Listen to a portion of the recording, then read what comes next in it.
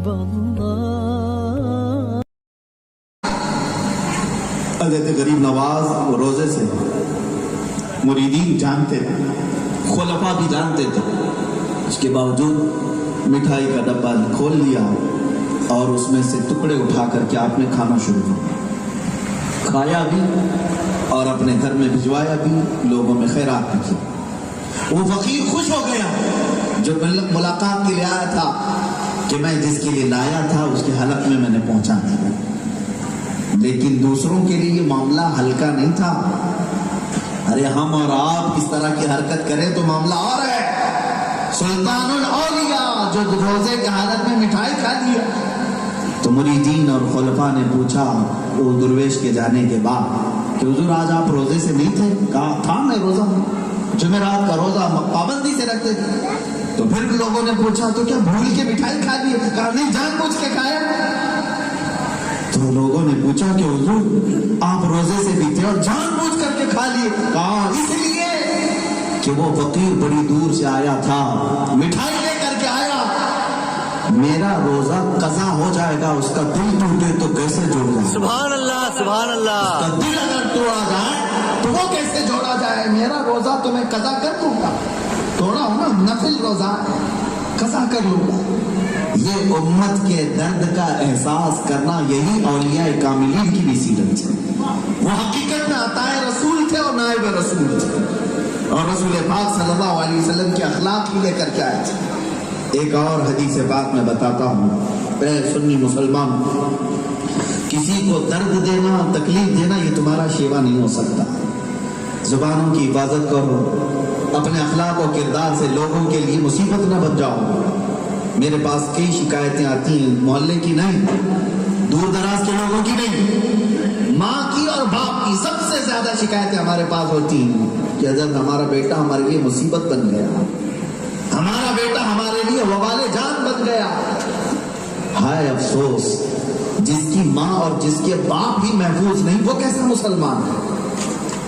جس کی اذیت سے، جس کے اخلاق سے اس کی ماں پریشان ہو۔ ہم نے پوچھا، آدھا گھنٹہ بھی اپنی ماں کے ساتھ بیٹھنا گوارا نہیں کرتی، اپنے جوان دوستوں کے ساتھ 2-2 گھنٹے 3-3 گھنٹے پھکائی کرتے رہتے ہیں، گپے لگاتے ہیں، فالتو کی باتوں میں رات گزارتے ہیں، لیکن بوڑھے باپ کے پاس آدھا گھنٹہ بھی نہیں بیٹھنا چاہتے۔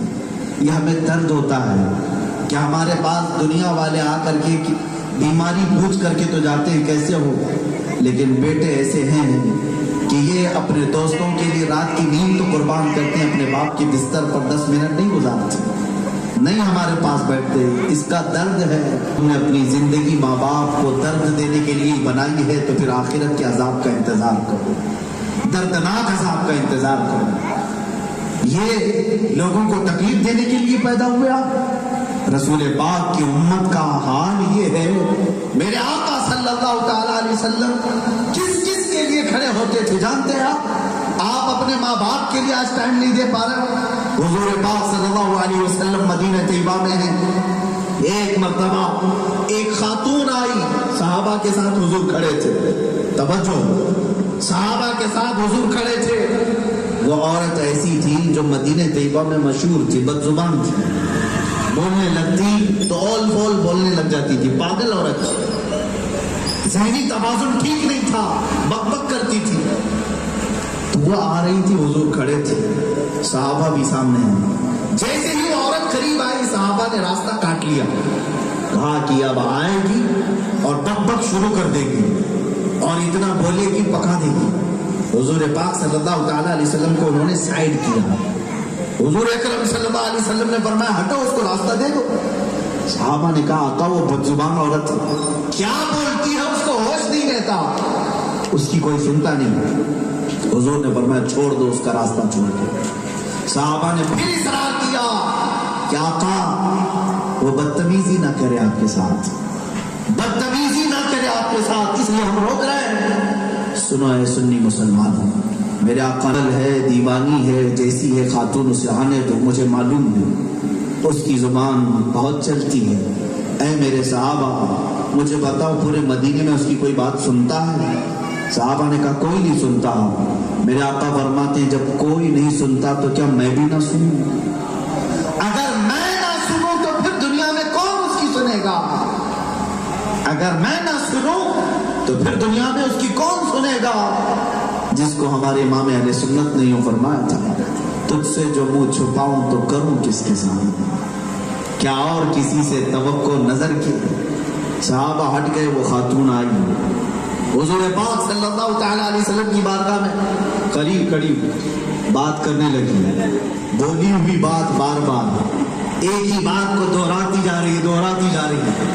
صحابہ کہتے ہیں حضور ایسا ہو کہ اس کی کوئی نہیں سنتا، بلکہ وہ خود جب بات سنا کر کے گئی تو کہتی تھی کہ اے لوگوں، تم میں سے کوئی میری بات نہیں سنتا، لیکن دنیا کا سب سے عقل مند میری بات سنتا ہے، سب سے بڑی عقل والا وہ رسول پاک۔ عزیزان گرامی وقار، میرے آقا صلی اللہ تعالیٰ علیہ وسلم کی اخلاق کس لیے ہیں؟ تاکہ دوسروں جواب دینے لگتا ہے کہ بابا جی کیا ہو گیا، تمہارا دماغ خراب ہو گیا، پوچھی ہوئی بات بار بار پوچھتے ہو، تمہیں اندازہ نہیں، تمہارا اگر بڑھاپا آ گیا تو تمہیں اس سے بڑی آزمائش میں ڈالا جائے۔ آج تو وہ تم سے صرف سوال کر رہے ہیں، کل ہو سکتا ہے تمہارے بچوں کے ساتھ تمہیں اس سے بھی زیادہ ذلت اٹھانی پڑ جائے۔ احساس کرو اے سنی مسلمان، اپنے اخلاق اور کردار کو تبدیل کرو، جیو تو سیلفش بن کر کے نہیں، دوسروں کے لیے جیو۔ یہ امت مصطفیٰ کے کردار ہے۔ نوجوان اگر آج بیدار ہو تو اس بات کے لیے کہ میں آیا ہوں سب کی فکر کرنے کے لیے، نہیں کہ میں اپنی فکر کے لیے، سب کی فکر کرنا یہ امت مصطفیٰ کا کردار ہے۔ دوسروں کے درد کا احساس کرنا یہ امت مصطفیٰ ہے۔ حضرت سیدنا جنید بغدادی کی بات کرتا ہوں، دریائے دجلہ میں ایک بار آپ وہاں قریب میں تھے، ایک بچھو ڈوب رہا تھا، بچھو پانی میں نہیں تیر پاتا، پانی میں گر گیا اور اندر جا رہا تھا۔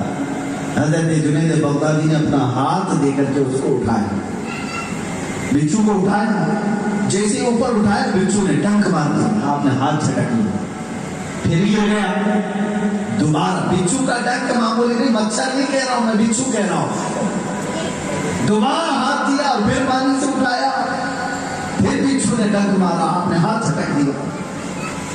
تیسری مرتبہ آپ نے اپنی انگلیوں سے اس کے پیر کو پکڑا، اٹھا کر کے خشکی پہ ڈال دیا، لیکن 2 ڈنک تو لگے تھے، 2 مرتبہ خوب اچھی طرح سے ڈنک مارا تھا۔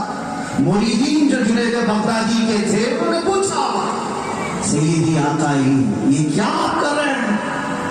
وہ بچھو ڈنک پہ ڈنک مارے جا رہے ہیں اور آپ اس کو اٹھا رہے ہیں۔ آپ نے کیا جواب؟ یہ اولیاء کا مشرب اور طریقہ تصوف کیا ہے سنو۔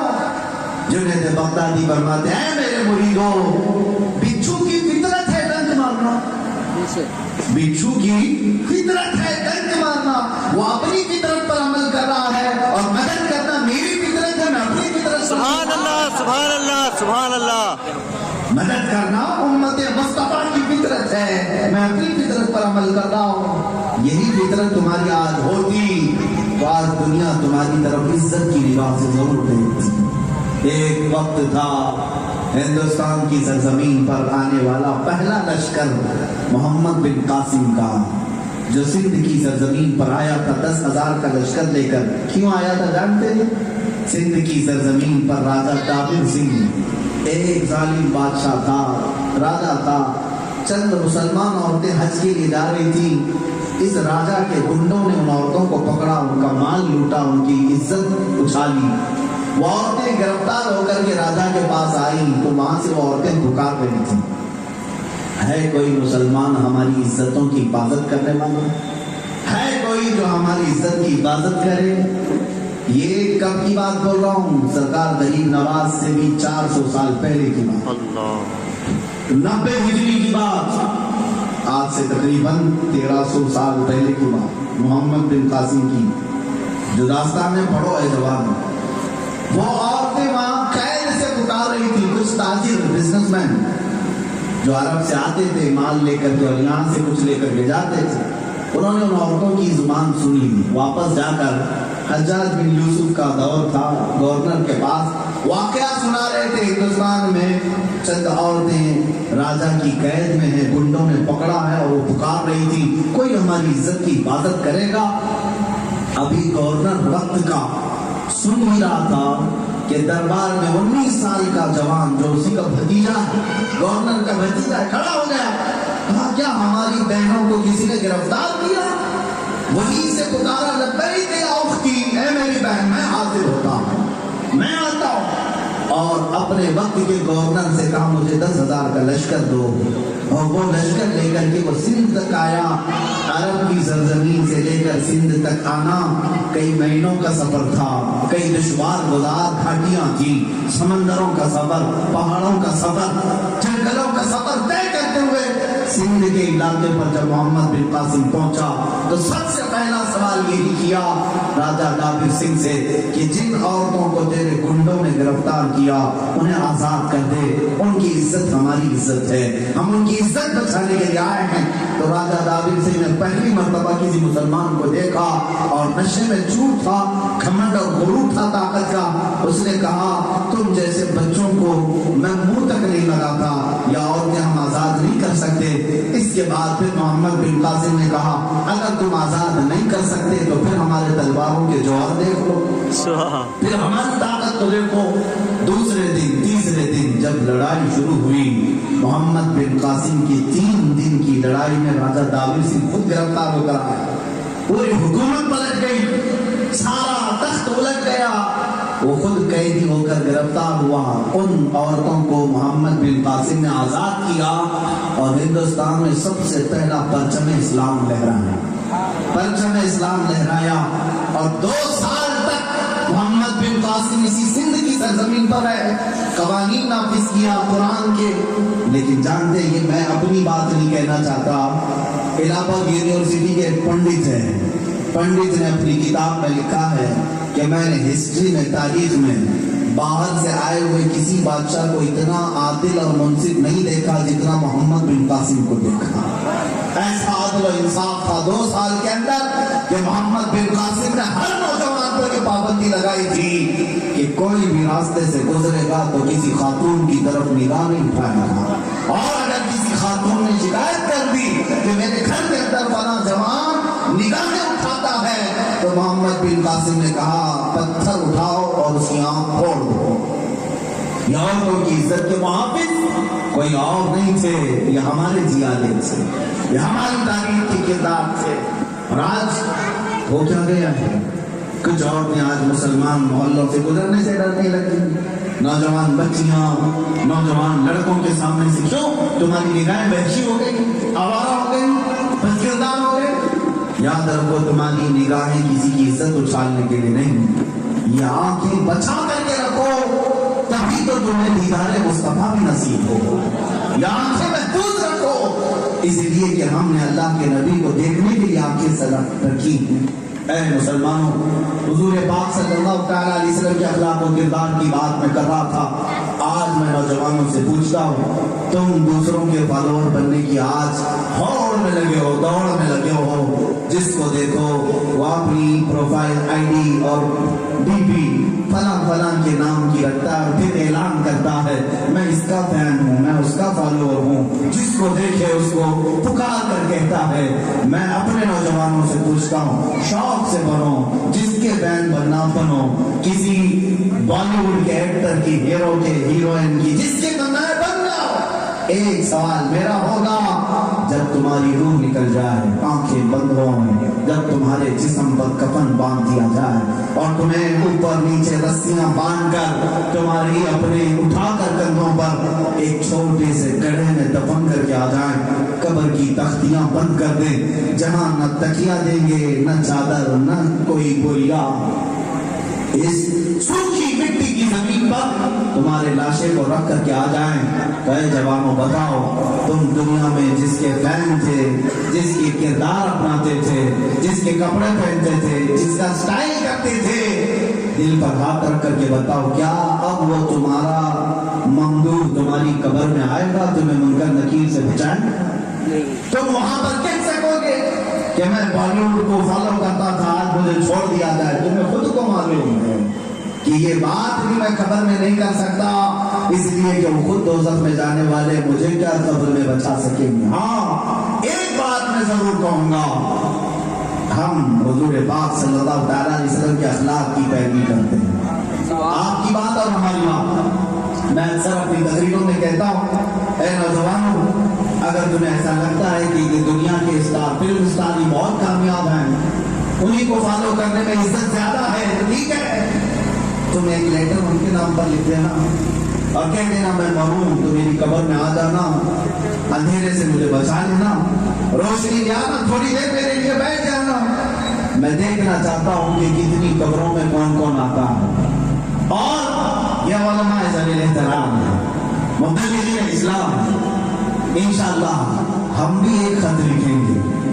تم ایک خط لکھنا اپنے ممدوح جس کے فالوور سے ہم خط لکھتے ہیں مدینے کے داستان ہم کہتے ہیں یا رسول اللہ میں کپڑے آپ کی طرح پہننے کی کوشش کرتا میں چہرہ آپ کی طرح رکھنے کی کوشش کرتا میں سر پر امامہ آپ کی طرح رکھنے کی کوشش کرتا میں کھانے میں سنتیں اپناتا میں سونے میں آپ کا طریقہ اپناتا اے اللہ کے نبی میں جا رہا ہوں دنیا سے اگر قبر میں اندھیرا ہو جائے تو آپ تشریف لانا اگر منکر نکیر کی سختی ہو تو آپ آ جانا اے سنی مسلمانوں بتاؤ تم جس کو خط لکھے وہ آئے گا یا ہم جس کو خط لکھے وہ پہلے آئے گا پوری دنیا کا مسلمان پکار کر کہتا ہے تمہیں پوچھ رہے ہوتے ہیں صرف مدینے کا تاثار وہاں ہوتا سبحان اللہ سبحان اللہ سرانے کے بعد میرے آقا صلی اللہ علیہ وسلم تشریف فرما ہوتے ہیں وہ مدد کے لیے آتے ہیں دستگیری فرماتے ہیں تو جو قبر میں ہمارے لیے آنے والا رسول ہے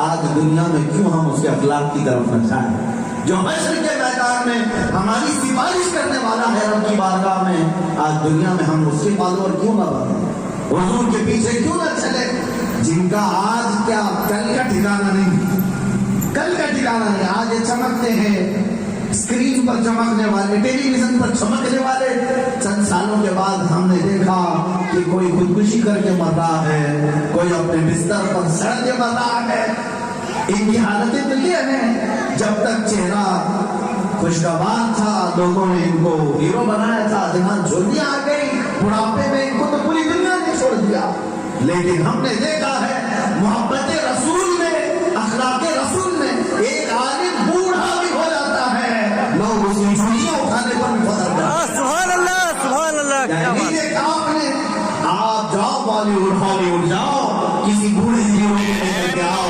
تمہیں اپنا پھیر دیتی ہے اس کا زمانہ گیا ختم ہو گیا جوانی میں ناچتا تھا اچھا لگتا تھا عورتیں جوانی میں خوبصورت لگتی تھی ارے اب تو بوڑھی ہو گئی یہ بڑھاپا ہو گیا لیکن جانتے ہو اللہ کے نبی صلی اللہ تعالیٰ علیہ وسلم کے غلاموں کے متعلق مشہور زمانہ قول ہے آپ پڑھتے بھی ہوں گے محمد کے غلاموں کو بڑھاپا آ نہیں سکتا وہ بڑے ہوتے ہی نہیں میں نے اپنے مرشد گرامی حضور تاج الشریعہ حضور سبحان اللہ 75 سال کا بڑھاپا تھا 75 سال کا بڑھاپا تھا اور جانتے ہو جوانی دو ڈبل جوانیاں کریں تو 75 سال کو پہنچتی ہے لیکن اللہ چہرے پر وہ زمان تھا وہ نور تھا کہ کسی ممبر پر بیٹھ جائے ہزاروں کے درمیان ایک ہی چہرہ چمکتا تھا یہ مصطفیٰ کریم کی غلامی کا اثر آپ کیا سمجھتے ہیں تاج الشریعہ گورے تھے اس لیے زیادہ خوبصورت لگتے تھے اس لیے لوگ ان کو دیکھتے تھے ارے گورے تو انگریز بھی ہوتے تھے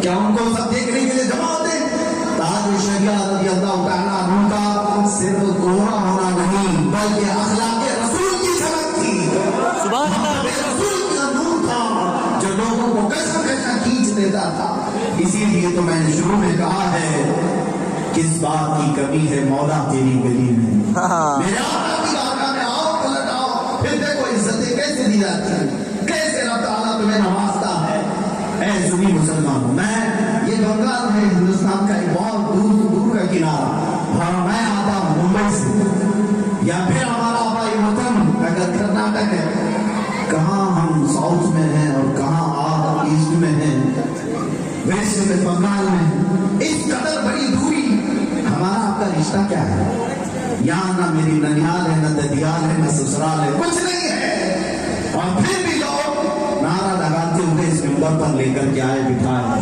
وجہ کیا ہے یہ سارے مسلمان جانتے ہیں صرف اس لیے کہ اس کے لبوں پر حدیث رسول ہے میرے نبی کی بات کرتا ہے اس نے ممبر پر بٹھا دنیا میں تم نے دیکھا میرے مصطفیٰ کی بات کرنے والا جب یہاں ممبر پر بیٹھ سکتا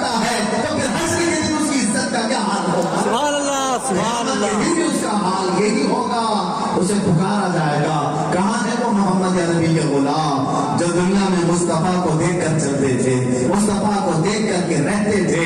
انہیں بلایا جائے گا، آؤ لواء الحمد کے نیچے محمد عربی تمہارا انتظار کر رہے ہیں. وہاں پر بھی ممبر تمہارے لیے. بلکہ جنت کے متعلق حدیثوں میں ملتا ہے کچھ ایسے تخت ہوں گے، اسٹیج وہاں پر بھی لگے ہوں گے. جنت میں جانے کے بعد اسٹیج ہیں، اور کیسے اسٹیج؟ اللہ اکبر.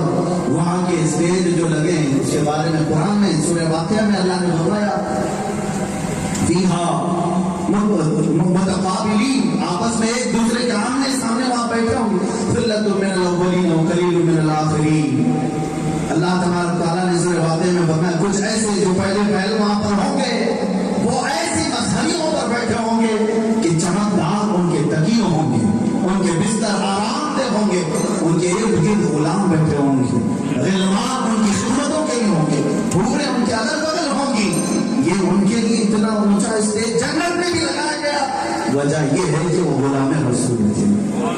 دنیا میں نبی کونین صلی اللہ علیہ وسلم کے اخلاق کو اپناتے تھے، کردار کو اپناتے تھے. اے مسلمانوں، یہاں دنیا میں رکھا کیا ہے؟ کیا ہے یہاں پر؟ تم آج مال کماتے کماتے کماتے ایک چیز بھول گئے، اس رسول پاک کو. جو رسول پوری راتوں کو کبھی تمہیں نہیں بھولا، اس رسول کو تم بھول گئے. یہ دنیا کتنی حاصل کرو گے؟ مجھے بتاؤ کتنی حاصل کرو گے؟ یہاں تک کہ میرے آقا نے فرمایا بندے کو اللہ اگر ایک پہاڑ کے برابر سونا دے دے تب بھی اس کی خواہش ختم نہیں ہوگی. وہ چاہے گا ایک اور پہاڑ مل جائے، یہ کبھی ختم نہیں ہوگی. قبر کی مٹی تمہاری سیرابی کی ذریعہ بن سکتی، باقی کچھ نہیں. کیا کیا تم حاصل کرو گے؟ کچھ نوجوان یہ سمجھتے ہیں زندگی میں ایک لڑکی کو حاصل کر لینا یہی کمال کی بات ہے. دن رات صبح شام اسی کے چکر، موبائل اسی کے لیے استعمال کر رہے ہیں، رات بھر اسی کے خیالوں میں ماں ہے. کیا تم زندگی اس کے لیے لائے ہو؟ اللہ کی بات، اتنی قیمتی زندگی، پریشیس لائف، بہت قیمتی زندگی ہے تمہاری. ایک ایک لمحہ قیمتی ہے. ارے تمہارے جوڑے بنے ہوئے ہیں، وہ مل جائے گا. اللہ رب العزت نے کسی کو بے جوڑ رکھا نہیں. جو تمہاری قسمت میں ہے وہ شادی کر کے آئے جائے گی. جو چیز تمہارے پاس آنے والی ہے اس کے لیے اپنی لائف لگائے ہوئے ہو، اپنی زندگی کے قیمتی لمحات لگائے ہوئے ہو. ڈرو اس بات سے کہ میں یہاں پر ایک لڑکی کو حاصل تو کر لوں گا، کہیں ایسا نہ ہو کہ میری بدعملی کی وجہ سے میری جنت چھین نہ لی جائے. اگر آخرت میں میدان محشر میں میرا نام لے کر پکار دیا گیا، اے فلاں کے بیٹے آج تیرے لیے جنت نہیں ہے، کہاں جاؤ گا؟ فرشتے اونگے منہ کھینچتے ہوئے دوزخ کی طرف لے جا رہے ہیں. تم اس دن پکار کر کے کہو گے دنیا میں بھی کوئی سکون نہیں تھا، کمانے کی فکر، غربت الگ، اور ہر دن ایک بیماری کا ڈر، روزانہ کا ایک خوف. دنیا میں بھی سکون نہیں رہا. قبر میں گئے وہاں بھی سکون نہیں، فرشتے سوال کرتے ہی رہ گئے. اور ہماری بدعملیوں کی وجہ سے جو نماز چھوڑے تھے، ہم ہر نماز کے بدلے فرشتے ہم مارتے رہے. قبر میں انتظار کرتا ہے. بعض روایات میں ہے کچھ لوگوں کے لیے قبر کی زندگی ایک منٹ ایک سال کے برابر گزرے گا. قبر میں وہ انتظار کرے گا کہ مولا کب قیامت آئے گی، کب قیامت آئے گی، کہ قبر سے چھٹکارا تو ملے گا، یہ فرشتوں کی سزاؤں سے تو میں نکل آؤں تاکہ حساب کتاب ہو میرا. لیکن جلدی اس کی قبر کی زندگی کٹتی نہیں، بدعملوں کے لیے ہے. پھر قیامت آئی، دنیا میں بھی سکون نہیں ملا، قبر میں بھی سکون نہیں ملا. قیامت کے دن حساب و کتاب کا وقت آیا، 50,000 سال کے برابر کا ایک دن ہوگا. بعض کے متعلق کہا گیا جب تمہیں حساب دینے کے لیے بلایا جائے گا، حضور صلی اللہ علیہ وسلم کی حدیث ہے اس وقت تک کوئی بھی انسان میدان قیامت سے نہیں ہٹے گا جب تک اسے 5 سوال نہ کر دے. اللہ شروع کے 5 سوال کیا ہیں؟ اس میں سے ایک ہی سوال میں بتاتا ہوں. سب سے پہلا سوال اللہ یہ فرمائے میں نے تجھے جوانی دی تھی، کہاں کہاں خرچہ کیا؟ محدثین فرماتے ہیں اس ایک سوال کے جواب میں کسی کے 300 سال لگ جائیں، کسی کے 500 سال لگ جائیں، کیونکہ ہر لمحے کے بارے میں پکڑ ہوگی. تو اس رات کو کہاں تھا اور کیا کر رہا تھا؟ تیری آنکھیں خیانت کر رہی تھی، مولا دیکھ رہا تھا، تیرے ہاتھ خیانت کر رہے تھے، فرشتے لکھ رہے تھے، تمہیں سب کے سامنے وہ بیان کرنا ہوگا۔ 300 سال 500 سال لگ گئے اپنی جوانی کا حساب دیتے دیتے، باقی دوسرے اعمال الگ، اس کے بعد حساب دے دے دے کر کے تھک گیا۔ 1000 سال کے بعد اعلان ہوا کہ یہ بندہ دنیا میں ناکام زندگی گزار کر کے آیا ہے، اسے دوزخ کی طرف بھیج دیا جائے۔ وہ چیختا ہوا جا رہا ہوگا، پکارتا ہوا جا رہا ہوگا۔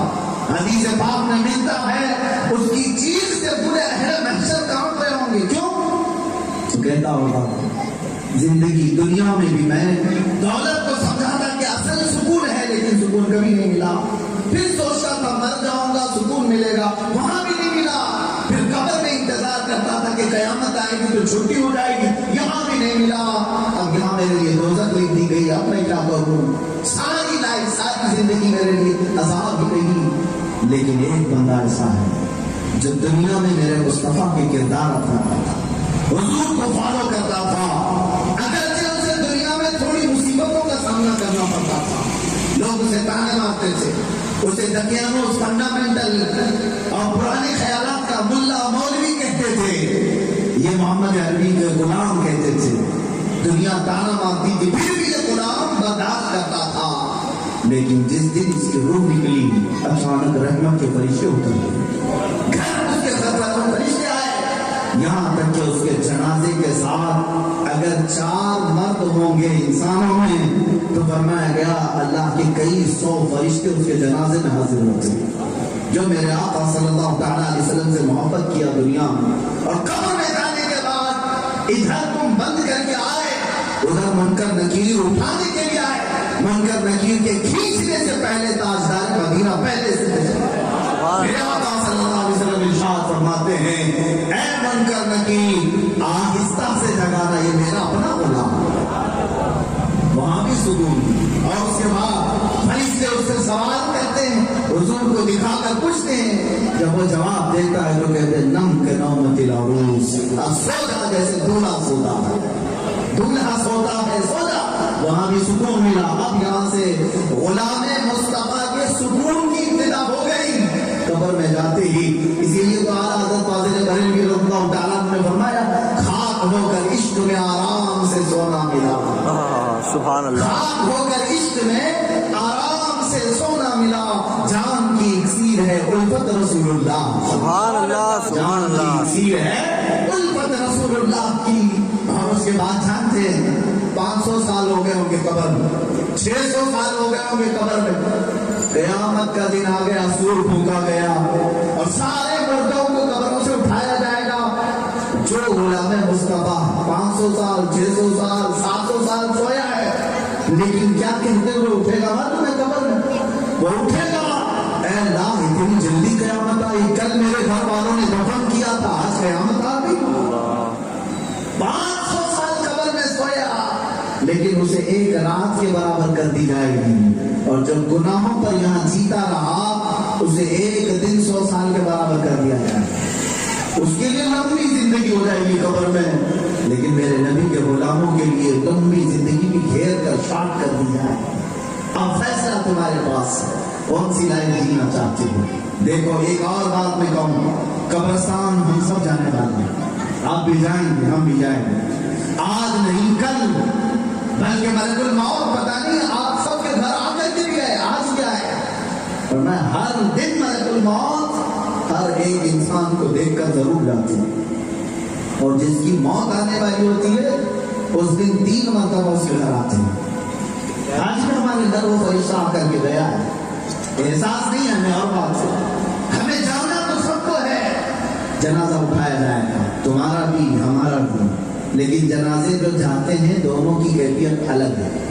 جانتے ہیں بزرگوں نے لکھا ہے جیسے ہی ہمارا ڈولا ہماری ڈولی قبرستان کے دروازے پر آتی ہے، اگر گناہوں پر زندگی گزارتے تھے، اگر میرے نبی کی مخالفت میں زندگی گزارتے رہے، قبرستان میں موجود جتنے مومنین مومنات ہیں اپنی قبروں سے پکارنے لگتے ہیں اے اللہ اس جنازے کو اس قبرستان میں داخل ہونے سے پہلے ہلاک کر دے، گرا دے، یہ درد اس قبرستان میں آنے نہ پائے۔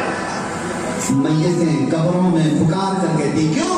اس لیے کہ اب وہ آئے گا، ہمارے پڑوس میں کہیں دفن ہوگا، آج رات سے اس پر نیا عذاب شروع ہوگا، اس کے عذاب سے پورے قبرستان کی چین اور سکون ختم ہو جائے۔ قبروں والے پکار کر کہتے ہیں یہ مردہ نہ آئے، یہ جنازہ ہمارے قریب میں نہ آئے، ہمارے پڑوس میں نہ آئے۔ ایک جنازہ وہ ہے جو جیتا تھا میرے نبی کے نام پر، ہر ایک کو چھوڑ دیا تھا میرے مصطفیٰ کے لیے، دنیا کے ہر گناہ کو ترک کیا تھا رسول کو راضی رکھنے کے لیے، اس کا بھی جنازہ جاتا ہے۔ جب اس کا جنازہ جاتا ہے میرے عزیزوں، قبرستان کے دروازے پر جنازہ پہنچا ہوتا ہے، اس وقت بھی وہاں موجود قبروں میں سے ہر مومن مومنہ کھڑے ہو کر کے کہتے ہیں اے اللہ ہمارے پڑوس میں اسے دفن ہونے کی اجازت دے، وہ ہمارے پڑوس میں آ جائے۔ ہر مسلمان قبرستان کا جو مرا ہوا ہے وہ یہ خواہش کرتا ہے کہ یہ غلام نبی ہمارے پڑوس میں آئے، کیوں؟ اس لیے کہ آج کی رات اس پر جو رحمتوں کی بارشیں ہوں گی ان کے قطرے ہماری قبروں پر بھی آئے۔ یہ زندگی تمہارے ہاتھ میں ہے اے مسلمان، کون سی لائف جینا چاہتے ہو جس سے ہر کوئی نفرت کرے؟ دنیا میں قبروں والے، حشر والے وہ زندگی گزارنا ہے، یا پھر وہ زندگی؟ ایک حدیث میں یہ بھی ملتا ہے کہ اگر مصطفیٰ کریم صلی اللہ علیہ وسلم کی غلامی میں جیتا تھا، کردار مصطفیٰ کو اپناتا تھا، روح نکلی، جس مسجد میں نماز پڑھتا تھا، جس مسجد میں نماز پڑھتا تھا وہ جگہ، وہ زمین کا ٹکڑا بھی اس کے جانے کے غم میں رات بھر روتا، اور ایک روایت میں 3 دن تک روتا ہے وہ ٹکڑا کہ وہ غلام مصطفیٰ چلا گیا جس کے سجدوں سے مجھے سکون ملا۔ آسمان کا وہ دروازہ جس سے اس کا رزق اترتا تھا، وہ دروازہ میں اللہ کی بارگاہ میں روتا ہے اے مولا ایک نیک و صالح بندہ چلا گیا جس کا رزق میرے دروازے سے تو اتارتا تھا۔ تو کون سی انسان بننا چاہتے ہو؟ وہ جس کے غم میں مسجد کا ٹکڑا بھی روئے، آسمان کا دروازہ بھی روئے، غلامان مصطفیٰ بھی روئے، زمین تمہارے استقبال میں کھڑی ہو، میتیں قبروں میں تمہارے استقبال میں کھڑے ہو۔ وہ لائف جینا چاہتے ہو یا وہ زندگی جس سے ہر کوئی نفرت کرے، جیسے کہ عیاش ہے، اوباش ہے، آنکھیں آوارہ ہیں، یہ آئے تو لوگ راستہ کاٹ لیں، جیسے کتا آئے تو لوگ بچنے لگتے ہیں، غلاظت نہ لگ جائے، غلاظت نہ لگ جائے۔ اپنی زندگی ہے جو ہم ایسی بنانا چاہتے ہو کہ ہم اچھے لوگوں کے درمیان جائیں تو اپنا لباس بچا لیں، وہ ہٹ جائیں کہ یہ بڑا بد کردار ہے، جیسے کوئی طوائف آتی ہے تو لوگ ہٹ جاتے ہیں۔ پہلے تھا کچھ لوگ ناک دبا لیتے تھے، منہ چھپا لیتے تھے، کیوں؟ کردار کی بدبو ہے، یہ وائرس ہے، لگے گا ہم کو، ہر کوئی اپنا دامن بچانا چاہتا ہے۔ وہ زندگی گزارنا چاہتے ہو یا دنیا میں بھی ہر کوئی نفرت کرے، قبر میں جانے کے بعد میتیں تم سے نفرت کرے، بلکہ زمین یہ پکار کر کہتی آجا میں تجھے دکھاتی ہوں میری طاقت کیا ہے۔ تو زمین پر جب تک تھا اپنے گناہوں سے مجھے رنگین کیا، خوب نشہ کیا، خوب نشہ کیا۔ زمین ہر روز تمہیں پکار کر کہتی ہے آجا ایک دن میں تجھے دکھاتی ہوں میری طاقت کیا ہے۔ جس دن وہ پہنچتا ہے دونوں دیواریں اسے ایسے دبوچتی ہیں، میرے آقا کی حدیث ہے ان ضغطۃ القبر حق، قبر کا جھٹکا دینا حق ہے۔ قبر ایسے دبوچتی ہے کہ اس کی ہڈیاں پسلیاں کڑکنے کی آواز تک آتی ہے، جانور سنتے بھی۔ اور بات ہے کہ ہماری سماعت اور بصارت سے محجوب رکھا گیا ہے، چھپایا گیا ہے۔ اے سنی مسلمانوں، یہی لائف میں تمہارے سامنے لے کر کے آیا ہوں۔ بہت سارے لوگ یہ سوچتے ہوں کہ یہ بھی ایک جلسہ جلوس کر کے رسم و رواج اپنا کر کے چلے جائیں نا، میں رسم و رواج والا آدمی نہیں ہوں۔ میں صرف اور صرف یہ چاہتا ہوں کہ نبی کونین صلی اللہ تعالیٰ علیہ وسلم کی یہ پراپرٹی ہے، امت مصطفیٰ، ان پر کسی دوسرے کا حق نہیں ہو سکتا، یہ میرے نبی کی جائیدادیں ہیں، اور میں چاہتا ہوں کہ تم جس کے ہو اسی کے ہو کر رہو۔ دنیا اگر تمہیں اپنا زخرین بنانا چاہے تو دھکار دو، ٹکرا دو، نہیں، میرے لیے کافی ہے میرے نبی کی عزت، میرے لیے کافی ہے میرے نبی کی محبت۔ اگر دنیا آج تمہیں پکار کر کے دیا جائے ہمارے یہاں بہت کچھ تجھے دیا جائے گا، تو پہلا سوال تم اپنے دل سے یہ کرنا، میرے نبی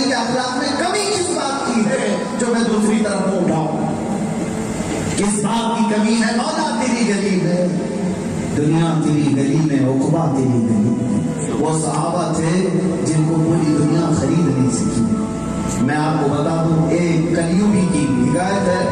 3 नौजवान भाई थे। 3 नौजवान भाई एक ईसाई बादशाह की कैद में आ गए। ईसाई बादशाह ने उनको गिरफ्तार करके कहा कि तुम मेरे दीन पर आ जाओ, मैं तुम्हें एजाज इकराम सब कुछ दूंगा, लेकिन वो सच्चे गुलाम मुस्तफा थे। ऐ नौजवानों, आज मैं आपसे पूछना चाहता हूँ, जो सिर्फ और सिर्फ एक औरत पर अपना दीन बेच देता है, जो थोड़ी सी नौकरी और थोड़े से पैसों पर अपने अखलाक बेच देता है, वो सबसे घटिया और रजील आदमी है। हमारा किरदार ये नहीं है, हमारा किरदार ये नहीं है। हम जो बड़े इस्तिकामत हुआ करते थे अपने नबी की मोहब्बत पर, सौदा हम नहीं करते। वो 3 नौजवान भाइयों को बादशाह ने कैद किया। सुनो तवज्जो से, बार बार ऑफर दिया, नहीं माना। वो तीनों भाइयों ने नहीं माना। बादशाह ने कहा जल्लाद को बुलाओ और इनको सजा दो। अब मारना शुरू किया। उसके बाद एक कढ़ाई मंगा करके उसको तेल डालकर आग पे गर्म किया। तेल में जब तेल कढ़ाई में जब खौलने लगा, बड़ी कढ़ाई थी, ये 3 भाइयों में से बड़े भाई को उठाकर कढ़ाई में डाल दिया, जला दिया। वो शहीद हो गए। उसके बाद बादशाह ने दूसरे को पुकारा और कहा क्या तू अब भी अपना दीन नहीं बदलेगा, मेरे दीन को नहीं कबूल करेगा? दूसरे ने कहा हरगिज नहीं, मैं इतने हल्की चीज पर अपने दीन का सौदा नहीं करता। उसको भी उठाया और कढ़ाई में डाल दिया। ये आजमाइशों का दौर है मेरे अजीजों। हो सकता है तुम्हारे साथ भी आजमाइशें आए। ये मॉब लिंचिंग करके लोग इस डराना चाहते हैं, इधर पकड़ा उधर मारा, गोश्त के नाम पे, किसी और चीज के नाम पे काट दिया, वीडियो बनाया, वायरल किया ताकि मुसलमान डर जाए, टोपी हटा दे, दाढ़ी मुड़ा ले और छोड़ दे और कहे मैं नहीं हूँ गुलाम रसूल। हरगिज़ नहीं। अब तुम्हारे ऊपर डबल जिम्मेदारी। आप फख्र से कहो मैं गुलाम मुस्तफा, अब और फख्र से कहो कि मैं उस उम्मत में हूँ जिसका आका दुनिया का सबसे बड़ा अमन का मसीहा है, सबसे बड़ा अमन का मसीहा है। वो 2 भाइयों को खौलते हुए तेल में बादशाह ने जला दिया। जिस्मों की चमड़ी पूरी गल गई। उठा लिया। छोटा भाई वो था कड़ियल जवान, 21 साल या 22 साल का वजीर जो बादशाह का था। उसने कहा इसको मत डाले, इसको तेल में मत डाले, मुझे 1 महीने का टाइम दे, मैं इसको चेंज करके ले आऊंगा। आपके दीन पर नहीं लाया तो मेरी वजारत खत्म। इतना बड़ा चैलेंज बादशाह ने उस नौजवान को हवाले कर दिया। ठीक है, ले जाओ। अब दुनिया जो दूसरा तरीका तुम्हारे साथ अपनाती है वो भी सुनो। एक है तुम्हें मारते हैं, डराते हैं, और अगर तुम नहीं मानते तो तुम्हें किस तरह से करते हैं? वो वजीर अपने घर ले गया। उस वजीर की सबसे खूबसूरत बेटी थी जो इस नौजवान के पीछे लगा थी। वो इतनी हसीन और जमील खातून थी, लड़की, जिसकी निकाह के, जिसकी शादी के रिश्ते बड़े बड़े बादशाहों के शहजादों से आए थे। लेकिन उस वजीर ने अभी तक शादी नहीं की। अपनी जवान बेटी, बहुत खूबसूरत लड़की, और ये कड़ियल जवान। और जवानों की सबसे बड़ी कमजोरी औरत, शबाब कबाब, ये माल है या तो फिर औरत है। ये 2 चीजों से हर जवान को दुनिया खरीदने की कोशिश करती है। इन्हीं 2 चीजों से बहुत सारे लोग बिकते भी। लेकिन वो जवान मुस्तफा, मेरे आका सल्लल्लाहु अलैहि वसल्लम का पर्दा था। उस वजीर के घर में रह गया, एक कोठरी में बंद गया। रात जब होती थी तो इस नौजवान लड़की को वो वजीर भेज देता, अपनी बेटी को भेजता, जाओ उसको अपनी मोहब्बत में गिरफ्तार कर, अपनी तरफ माइल कर। जब वो तेरे मोहब्बत का फना हो जाए तो उस पर शर्त रखना, जब तक तू मेरे दीन में नहीं आएगा मैं तेरे साथ नहीं रहूंगा। वो तेरी मोहब्बत में आएगा जरूर। इस तरह कितने जवानों को आज किया जा रहा है। अब हमको कहा जाता है लौ जिहाद ये करते हैं, हमारे ऊपर इल्जाम है। और दुनिया ने हमेशा ये देखा है कि बहुत सारे लोग अपनी लड़कियों के जरिए से उनको मछली के चारे की तरह से मुसलमान बच्चों को फांसा और इनकी गैरत को खत्म किया। उस नौजवान के पीछे लगा दिया। दिन गुजरा रात गुजरी, दिन गुजरा रात गुजरी, होते रहे दिन। उस नौजवान की हालत क्या थी? रात को लड़की कमरे में आती, जैसे ही वो आती मुसल्ला बिछाता और सज्जे में चला जाता। اٹھے تو دعا کرے، جھکے تو سجدے میں، ہر وہ اونگتے بیٹھی رہتی، بات کرنے کا موقع نہیں دیتا۔ ایک مہینہ گزر گیا، ایک مہینے کے قریب وقت آیا تو جھلا کر کے کہنے لگی، اے کٹھور جوان، تیرے دل میں کیا ہے؟ تو کتنا سخت ہے؟ میرے حسن کو دیکھنے کے لیے لوگ قطار لگاتے ہیں، بڑے بڑے شہزادوں کے رشتے میرے پاس آئے، ایک بار تو پلٹ کر مجھے دیکھ تو لے، میں انسان کا ٹکڑا ہوں، میں زمین پر اتنی خوبصورت ہوں، تو مجھے دیکھ تو لے۔ اس حقیقی جوان مصطفیٰ نے دیکھے بغیر کہا، دیکھے بغیر کہا، اے خاتون واپس چلی جا، تو اپنے مقصد میں کامیاب نہیں ہو سکتی۔ کہا کیا کہہ رہا ہے؟ اس نوجوان نے کہا، اس لیے کہ یہ آنکھیں صرف مصطفیٰ کا جمال دیکھنے کے لیے، یہ آنکھیں صرف نبی کا جمال دیکھنے کے لیے ہے، باقی کوئی حسن انہیں دھوکہ نہیں دے سکے گا، تو جا اپنے کام پر واپس جا۔ اتنا سنتے ہی وہ خاتون رو پڑی اور کہتی ہے، آج میں نے حقیقت میں کسی کے دین کو فالو کرتے ہوئے دیکھا ہے جو اپنے نبی کے لیے مر جاتا ہے۔ اس خاتون نے کہا، مجھے احساس ہوتا ہے کہ تیرا دین اسلام سچا دین ہے۔ اے جوان، کیا تو مجھے اپنے اس پاکیزہ پوتر دین میں داخل کرے گا؟ وہ آئی تھی اس کا دین لینے کے لیے، نوجوان کے ہاتھ اور کلمہ پڑھ کر دائرہ اسلام میں آیا۔ اب سنو میرے عزیزوں، حکایت لکھنے والے بزرگ نے فرمایا کہ جب رات کا وقت ہوا تو یہ اکیلے تھے کمرے میں، اس نوجوان نے کہا، ہمارا اس کفرستان میں رہنا بہت مشکل ہے۔ اس لڑکی نے کہا، میں تجھے آزاد کرتی ہوں، لیکن ایک شرط ہے کہ تو جائے گا تو مجھے ساتھ لے کر کے جائے گا۔ اس نے کہا، چلو ساتھ چلتے ہیں۔ بیڑیاں کھولی گئی، حجرے سے نکال کر رات کے وقت وہ لڑکی اس نوجوان کے ساتھ نکل گئی، شہر سے باہر چلے گئے، شہر سے باہر چلے گئے۔ اچانک پیچھے گھوڑوں کے دوڑنے کی آواز آئی، گھوڑے دوڑتے ہوئے آ رہے ہیں جیسے کہ گرفتاری کا وقت آ گیا ہو۔ اب یہ دونوں ایک درخت کے پیچھے چھپے، ڈر گئے کہ بادشاہ کو شاید خبر ہو گئی یا وزیر کو پتا چل گیا کہ ہم دونوں بھاگے ہوئے ہیں، ہمیں پکڑنے کے لیے فوج بھیجی۔ یہ درخت کے پیچھے چھپے کھڑے تھے، رات کا وقت تھا، وہ گھوڑوں کی فوج دوڑتی دوڑتی دوڑتی قریب آ گئی اور اسی درخت کے قریب آ کر رک گئی۔ وہ فوج آ کر رک گئی اور اس فوج میں سے کسی نے اس نوجوان کا نام لے کر پکارا، اے فلاں بن فلاں، باہر نکل آ جا۔ اب کوئی چارہ نہیں تھا، یہ نوجوان اس درخت کی اور سے باہر آیا تو دیکھ کر کے اس کی آنکھیں پھٹ گئی۔ وہ بادشاہ کی فوج نہیں تھی، وہ جو فوج آئی ہے اس میں اس کے دونوں شہید بھائی گھوڑے پر موجود۔ سبحان اللہ، سبحان اللہ۔ دونوں شہید بھائی جن کو بادشاہ نے ایک مہینے پہلے تیل میں ڈالا تھا، وہ دونوں گھوڑے پر سوار تھے۔ یہ دیکھ کر کے حیرت میں تھا اور پوچھا، یہ کیا میں دیکھ رہا ہوں؟ حقیقت ہے یا یہ خواب ہے؟ ان دونوں جوانوں نے کہا، اے جوان، تو حقیقت دیکھ رہا ہے، کیا تو نے قرآن میں نہیں سنا کہ اللہ کی راہ میں جو مارے جاتے ہیں وہ مردہ نہیں ہوتے؟ اللہ، سبحان اللہ، سبحان اللہ۔ اس کے بعد ان دونوں بھائیوں نے کہا، اے ہمارے بھائی، یہ جو تم فوج دیکھ رہا ہے یہ بدر و احد و خندق و حنین کے شہداء صحابہ کی جماعت ہے۔ ہم تیری بارات میں آئے ہیں کہ تم دونوں اکیلے سفر کر رہے ہو، تم دونوں یہاں پر نکاح کرو اور دلہا دلہن بن کر کے سفر کرو۔ عزیزان گرامی، یہ حکایت لرزہ دیتی ہے، رونگٹے کھڑی کرتی ہے۔ سنو، جو مصطفیٰ کریم صلی اللہ علیہ وسلم کی محبت میں اپنے دین کا سودا نہیں کیا، تیل میں جل گئے، اور دوسرے بھائی نے حسن پر سودا نہیں کیا، خوبصورتی پر اپنے نبی کو نہیں بیچا، دونوں کا اجر بن پڑا ہے۔ لیکن اس چھوٹے بھائی نے اپنے آنے والے دونوں شہید بھائیوں کو ادب سے پوچھا، بھیا وہ منظر کتنا دردناک تھا جب وہ ظالم بادشاہ کے جلاد تمہیں کھولتے ہوئے تیل میں ڈال رہے تھے، وہ دیکھ کر کے میرے رونگٹے کانپ رہے تھے، آپ کا جسم جل رہا تھا، چمڑی پک گئی تھی، اتنا درد ہوا ہوگا آپ کو۔ وہ دونوں جوان بھائی کیا کہتے ہیں اپنے ننھے بھائی سے، اے چھوٹے، کون سے درد کی بات کر رہا ہے، کون سی تکلیف کی بات کر رہا ہے، کون سے تیل کی جلن کی بات کر رہا ہے، ہمیں تو پتہ ہی نہیں چلا موت ہماری کب آئی، تیل میں کب ڈالا گیا۔ اس نے پوچھا، کیسے نہیں پتا چلا؟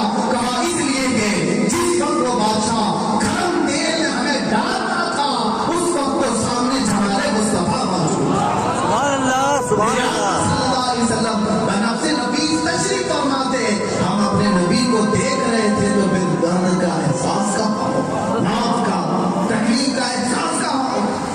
हमें कहते हैं जो हुजूर के लिए जीता है दुनिया में, जब उसकी मौत का वक्त आता है तो सिराने के पास रसूल पाक तशरीफ लाते हैं। इमाम आजम अबू हनीफा रज़ियल्लाहु ताला अन्हु से किसी ने सवाल किया था, एक बदबख्त गुनहगार मरता है, एक नेक बंदा मरता है, दोनों की मौत में कुछ फर्क है? आपने फरमाया बहुत बड़ा फर्क है। कहा एक गुनहगार की मौत ऐसे आती है जैसे रेशम के कपड़े को कांटों के झाड़ी पर डाल दो और कपड़ा खींचो। कांटों के झाड़ पर रेशम का नरम कपड़ा डालकर खींचो तो वो कपड़ा कैसे आता है? एक एक तार खींचते खींचते कपड़ा फट जाएगा। तो एक गुनहगार की रूह ऐसे खींची जाएगी जिस्म से, मरने का वक्त होगा, उसके नाखूनों से, उसकी उंगलियों से, उसकी हर जगह से रूह खींचते हुए मलकुल मौत नाक तक ले आएंगे, जब तक तो वो दर्द से तड़प रहा होगा। एक गुनहगार की मौत। इमाम आजम से पूछा कि फिर सालेह बंदा जो नबी कौनैन की मोहब्बत में था, उसकी मौत कैसे आएगी? फरमाते जैसे गूंधे हुए मैदे के आटे में कोई बाल फंसाओ, बाल जैसे निकाल लिया जाता है, ऐसे एक सच्चे मोमिन की रूह निकाली जाती है। पहले तो उन्होंने फरमाया, उससे पूछा ऐसा क्यों? फरिश्ता एक ही है, रूह निकालने वाला फरिश्ता एक ही है, एक को दर्द का एहसास ही नहीं और एक को दर्द बहुत ज्यादा। तो इमाम आजम ने कहा ये फलसफा मालूम करने के लिए तो सूरह यूसुफ पढ़, सूरह यूसुफ पढ़। वो गया सूरह यूसुफ पढ़ के आया, मौत का तो कोई जिक्र ही नहीं है। कहा फिर से पढ़ कर क्या? वो फिर पढ़ कर क्या आएगा? मौत का तो कहीं तज़किरा ही नहीं सूरह यूसुफ में, कि दोनों की मौत अलग अलग आती है। इमाम आजम अबू हनीफा ने पूछा अच्छा क्या पढ़ा सूरह यूसुफ में? कहा यूसुफ और जुलेखा का किस्सा है। कहा क्या किस्सा पढ़ा? पूरा तफसील से किस्सा आपको मालूम होगा। यूसुफ अलैहिस्सलाम बहुत हसीन और जमील, जुलेखा उनकी मोहब्बत में फिदा। औरतों ने शहर के ताना मारना शुरू किया। शादीशुदा जुलेखा एक जवान की मोहब्बत में गिरफ्तार हो गई तो जुलेखा ने क्या किया? कुरान पाक की आयतें 13वें पारे में जुलेखा ने एक दावत की, शहर की सारी अमीर औरतों को बुलाया, सबके हाथों में एक एक लीमू दिया और एक तेज चाकू, और कहा जब मैं कहूँ ये लीमू काट देना। और जुलेखा ने सारी औरतों को बिठा करके यूसुफ अलैहिस्सलाम को सजा सवार करके ले आई हॉल में। जब औरतें देखने लगी, जुलेखा ने कहा अब लीमू काटो। औरतें हुस्न यूसुफ देखने में ऐसी मत हो गई, लीमू गिर गया, उनकी चारों उंगलियां कट गई। कुरान में अपने हाथों को, अपनी उंगलियों को औरतों ने काट लिया। फिर जब यूसुफ अलैहिस्सलाम चले गए, औरतों ने हाथ उठा करके देखा तो चार चार उंगलियां कटी हैं। उनको दर्द लगा था, अरे मियाँ अगर थोड़ी सी चाकू लग जाए हाँ कह करके खींच लेते, चार उंगलियां कटने तक उनको पता कैसे नहीं चला? इसलिए कि कुरान कहता है जमाले यूसुफ ऐसा था, जमाले यूसुफ ऐसा था कि उसको देखते हुए उंगलियों के कटने का दर्द नहीं हुआ।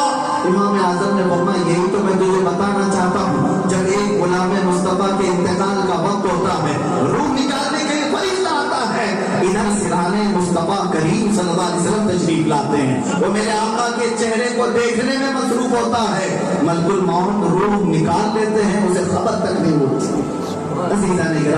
यही हमारी जिंदगी का हासिल है। मैं सारी गुफ्तगू को समेट कर यही बताना चाहता हूँ कि कौन सी कमी है मेरे नबी कौनैन के अखलाक में। अगर कोई कमी नहीं है तो आ जाओ इसी नुक्ते पर जमा हो जाओ जिसके लिए मेरे अल्लाह ने भी वादा किया है।